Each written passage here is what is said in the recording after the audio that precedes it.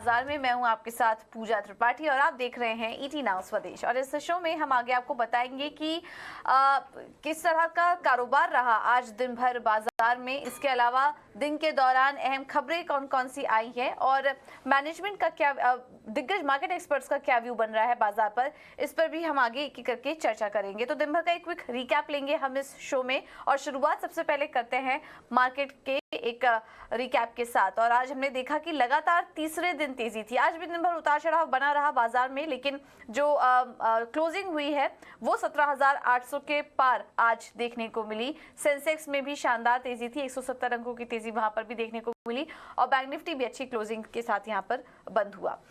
इसके अलावा और किस तरह का सेटअप था आज मार्केट का, कौन कौन से सेक्टर में तेजी थी, कहां पर मंदी देखने को मिली, ये तमाम डिटेल्स लेकर मानसी हमारे साथ जुड़ चुकी हैं। मानसी बताइए।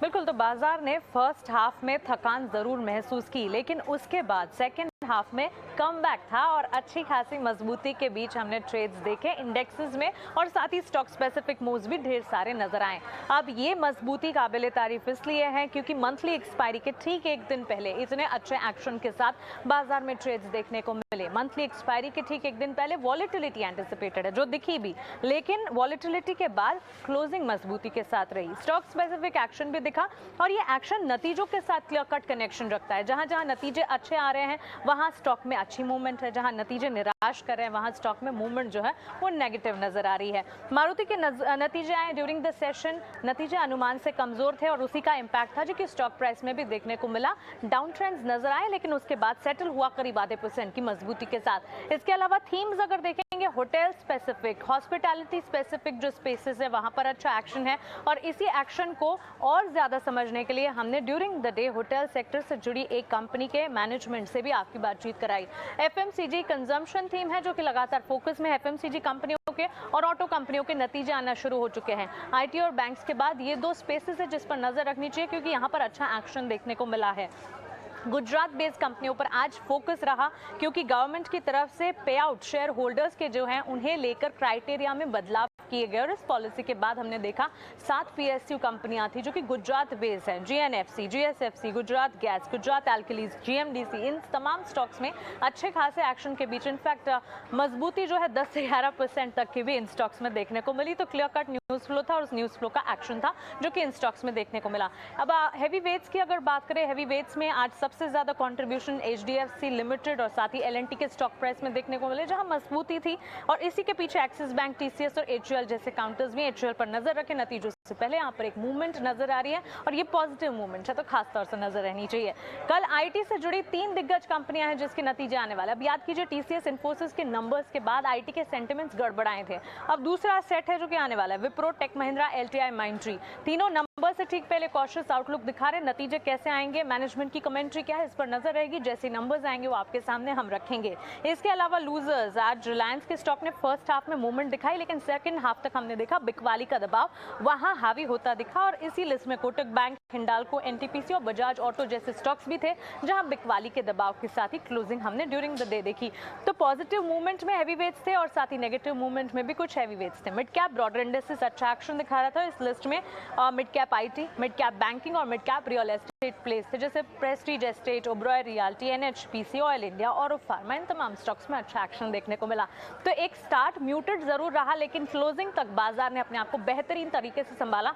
17,800 के पार निफ्टी की क्लोजिंग, करीब 50 अंकों की तेजी, बैंक निफ्टी में पॉजिटिव क्लोजिंग और 60,300 के पार हमने देखा सेंसेक्स में क्लोजिंग। तो अच्छी खासी सेशन की क्लोजिंग देखी। मंथली एक्सपायरी भी ऐसी पॉजिटिव रहे, यही उम्मीद। Alright, thank you so much Mansi ये सारी जानकारी देने के लिए। तो आज का ट्रेड सेटअप भी काफ़ी अच्छा था, स्पेशली मंथली एक्सपायरी के एक दिन पहले इस तरह का सेशन और मजबूत क्लोजिंग आज हमने देखी। अब नज़र होगी कल की एक्सपायरी पर। लेकिन चलिए अब आगे बढ़ते हैं। इस मार्केट में हम लगातार दिग्गज मार्केट एक्सपर्ट से भी बात कर रहे हैं और एस लैंसडाउन के को फाउंडर विक्रम कोटक का कहना है कि बाजार में अभी बड़ी तेजी या मंदी नहीं दिख रही है। निवेशकों को food delivery, fashion, retail, manufacturing, banking और कैपेक्स थीम जैसे सेगमेंट में निवेश के नए मौके तलाशने चाहिए। कि मार्केट कहीं भागने वाला नहीं है, नीचे की साइड या ऊपर की साइड। तो हमारा ये मानना है कि काफी सारे पॉजिटिव्स हैं मार्केट में और काफी सारे नेगेटिव्स भी हैं, तो मैं उस पर थोड़ा सा I try to kind of talk around that. तो मेरा ये मानना है कि मार्केट 10 या 12% की रेंज में घूमेगा अगले 6-8 महीनों के लिए, और बहुत ही स्टॉक स्पेसिफिक मार्केट है, बहुत ही micro sector kind of choice करना पड़ता है, and then you to kind of play this market. Positive side पे क्लियरली इंडिया के जो डेटा है, बायोन्सी है, टैक्स में, जीएसटी में बहुत अच्छा है, इन्फ्लेशन स्टेबल हो गया है, आरबीआई भी रेट बढ़ाने का काइंड ऑफ स्टॉप के मोड में है। तो ये बहुत ही अच्छी डेटा आपको मिल रहे हैं। केपेक्स साइकिल अगर आप देखो पब्लिक सेक्टर की और स्टेट केपेक्स अगर आप डेटा निकालो तो बहुत ही बायोंट है। सो ये बहुत अच्छे फैक्टर है, बट सामने जो नेगेटिव फैक्टर्स हैं जो और भी ज्यादा इंपॉर्टेंट है, ये ग्लोबली स्लो डाउन बहुत काफी क्लियरली दिख रहा है मोस्ट डेवलप कंट्री में, जिसकी इम्पैक्ट हमारे सेक्टर्स पे भी आने वाली है, हमारी डिमांड पे भी आने वाली है, because ultimately everything is ancillary. अगर आप आईटी सेक्टर में डिमांड स्लो डाउन होता है तो उसकी इम्पैक्ट कंजम्पशन में भी आती है, बिकॉज बहुत बड़ा सेक्टर है। सो ये मेरा ये कहने का मतलब है lot of going to be indirect impact of what is not going right in the world. So that is very important. Second, very important के supply chain disruption अभी भी बहुत ज्यादा है काफी sectors में। When I talk to the corporates, they are not either able to get the right supply of the right commodity at the right point of time, either they are not able to export. So there are a lot of challenges globally, not in India. तो ये दूसरा factor है।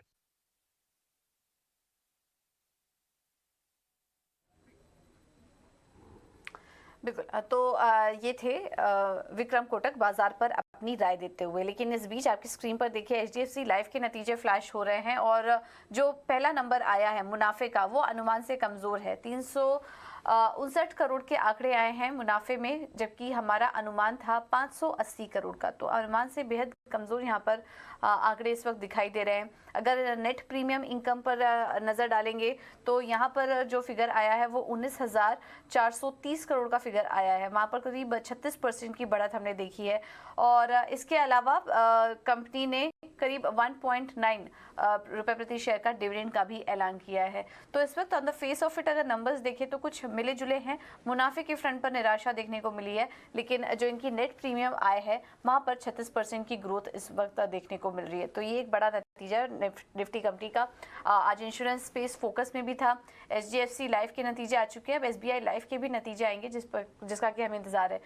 इसके अलावा solvency ratio की बात करें तो वो 203% के पास आई है और ये फिगर भी ठीक ठाक ही नजर आ रहे हैं। तो on the face of it numbers कुछ मिले जुले से हैं। अब देखना होगा बाकी नंबर्स जब एक एक करके आएंगे तो उनको हम स्टडी करेंगे। तो ये थे एचडीएफसी लाइफ के नतीजे। लेकिन नतीजों पर हमारी नज़र बनी हुई है और इस बीच मारुति ने भी अपने नतीजे घोषित किए हैं। उसके बाद हमने देखा कि स्टॉक में एक एक्शन भी देखने को मिला। तो मारुति के नंबर्स कैसे थे एक बार ये भी देख लेते हैं। और सृष्टि हमारे साथ जुड़ चुकी हैं पूरी डिटेल्स के साथ। सृष्टि बताइए। मारुति सुजुकी के नंबर्स की बात करें तो अनुमान के मुताबिक ही आते हुए नंबर्स दिखे हैं। हालांकि जो कंपनी का EBITDA और प्रॉफिट है वो अनुमान से थोड़ा सा बेहतर ज़रूर है, पर इनकी आय और मार्जिन देखें तो ये दोनों नंबर्स अनुमान के मुताबिक आए हैं। कंपनी की आय इस बार साल दर साल करीब 20% बढ़ती हुई दिखी है, करीब 32,048 करोड़ पे आंकड़ा रहा है। वहीं अगर EBITDA की बात करें तो 38% का वहाँ पे जंप देखने को मिला है।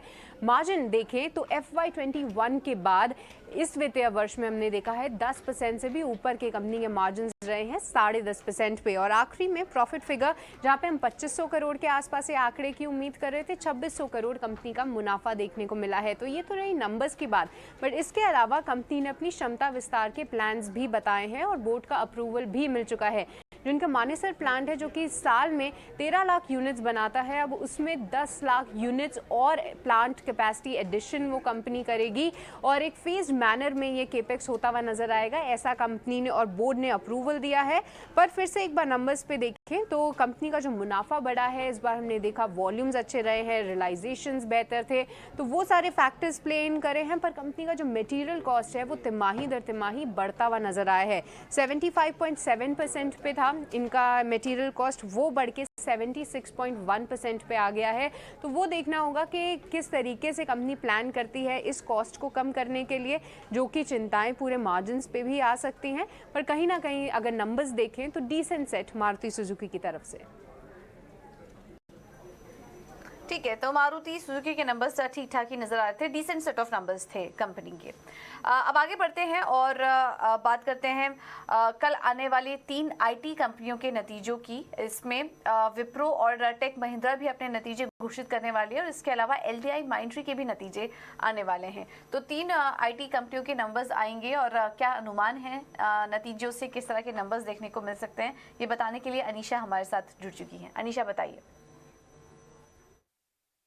जी हाँ, बहुत सारे आईटी कंपनीज के नंबर आने बाकी हैं। Mphasis, Coforge, Tech Mahindra, Wipro, LTI Mindtree, काफ़ी नंबर्स ट्रैक करने पड़ेंगे। बट मुझे सबसे पहले टेक महिंद्रा से स्टार्ट करती हूँ कि क्या एक्सपेक्टेशंस है। ओवरऑल हमने देखा है बाकी आईटी कंपनियों का टेलीकॉम का अर्निंग वीक रहा है, इसके चलते यही एक्सपेक्ट कर रहे हैं कि टेक महिंद्रा की अर्निंग्स थोड़ी वीक आएंगी। जो डॉलर रेवेन्यू है वो एक्सपेक्टेड है $1670 मिलियन, जो कि प्रेटी मच फ्लैट है क्वार्टर ऑन क्वार्टर बेसिस पे।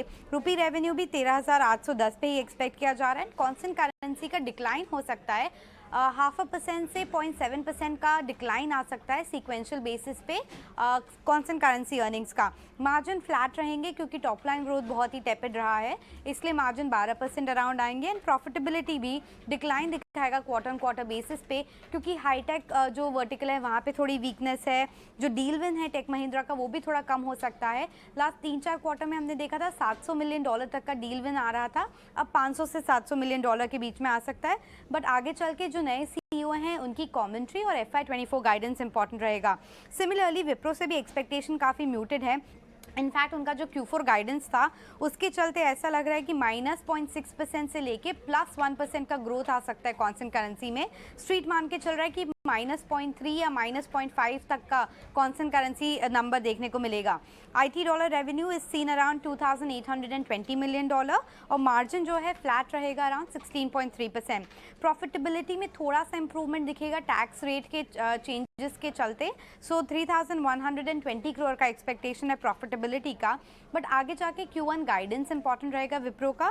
स्ट्रीट का कंसेंसस है कि -1 से +1% तक का ग्रोथ का बात कर सकते हैं वो Q1 में। एंड फुल ईयर का गाइडेंस अगर वो देते हैं तो वो भी इंपॉर्टेंट रहेगा। बट विप्रो के लिए बायबैक न्यूज़ काफ़ी इंपॉर्टेंट है, क्योंकि उन्होंने इन्फॉर्म किया है एक्सचेंजेस को कि वो बायबैक भी कंसिडर करेंगे। एंड नंबर अराउंड 10,500 करोड़ से लेके 11,500 तक का स्ट्रीट एक्सपेक्ट कर रहा है। एंड लास्टली एलटीआई माइंट्री के बारे में भी क्विकली बता देती हूँ। लास्ट ईयर क्वार्टर में उनका मार्जिन बहुत ही ख़राब आया था because of one time integration cost, but इस टाइम अराउंड हम लोग इंप्रूवमेंट एक्सपेक्ट कर रहे हैं। मार्जिन में भी 16% के आसपास आएगा। एंड जो कॉन्स्टेंट करेंसी ग्रोथ है वो 1.6% से लेके 2.5% आ सकता है। तो एलटीआई माइंट्री से एक्सपेक्टेशंस थोड़ी बेहतर है, बट विप्रो और टेक महिंद्रा शायद म्यूटेड अर्निंग्स देगा। ठीक है, तो एल&टी और टेक महिंद्रा ये इनकी अर्निंग्स थोड़ी म्यूटेड रह सकती हैं और कल टेक कंपनियों के लिए बड़ा दिन होगा। ग्लोबली भी काफ़ी सारी कंपनियों के नतीजे एक एक करके आ रहे हैं, तो उस पर भी हमारी नज़र रहेगी। अब आगे बढ़ते हैं और एक दिग्गज बैंकिंग कंपनी एक्सिस बैंक भी अपने नतीजे घोषित करेगी। नतीजों से क्या अनुमान है ये बताने के लिए हर्ष हमारे साथ जुड़ चुके हैं। हर्ष बताइए। जी हाँ, तो एक्सिस बैंक के नंबर्स एक्सपेक्टेड 12,500 और ऑड करोड़ के आसपास। वो नेट इंटरेस्ट इनकम का नंबर सॉलिड 42% ग्रोथ दिखाएगा year on year basis, 9% sequentially. Operating profit में भी एक अच्छी एक्सपेंशन, 47% ग्रोथ ऑपरेटिंग प्रॉफिट में, जो कि अराउंड 9,500 करोड़ के आसपास एक्सपेक्टेड है।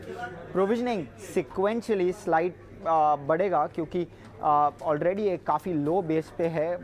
Q3 में एक अच्छा बेस बनाया था प्रोविजंस ने, तो एक्सपेक्टेड है अराउंड 1,600 करोड़ के आसपास वो प्रोविजंस नंबर आएगा। और जो प्रॉफिट आफ्टर टैक्स है वो सॉलिड 43% से ग्रो होगा, अराउंड 5,900 करोड़ के आसपास वो पर्टिकुलर नंबर एक्सपेक्टेड है।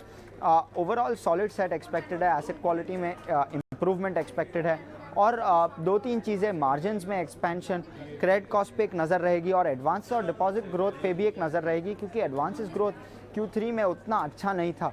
तो वो नंबर पे एक ख़ास नज़र रहेगी स्ट्रीट की, क्योंकि ओवरऑल बैंक्स में एक काफ़ी अच्छा एक्सपेंशन आ रहा है एडवांसेस में।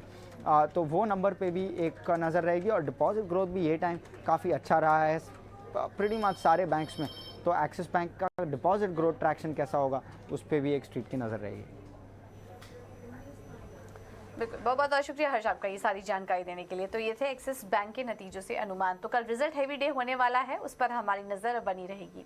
चलिए फिलहाल इस बुलेटिन में इतना ही, लेकिन आप बने रहिए हमारे साथ, खबरों का सिलसिला आगे भी जारी रहेगा। नमस्कार।